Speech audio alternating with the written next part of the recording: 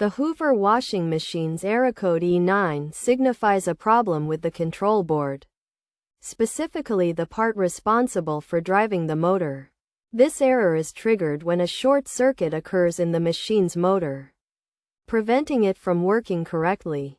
Common causes of this error include connection problems, such as loose or damaged cables between the motor and control board, as well as component issues like damaged motor brushes, tachometers, and coils. A damaged control board can also be the culprit, as it is a key component of the washing machine, and any damage to it can cause the machine to malfunction, resulting in the error code.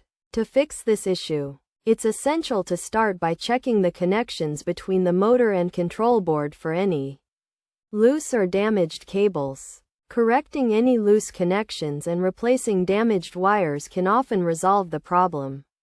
If the issue persists, inspecting the motor components, including the brushes, tachometer, and motor coils, and replacing any damaged parts can help.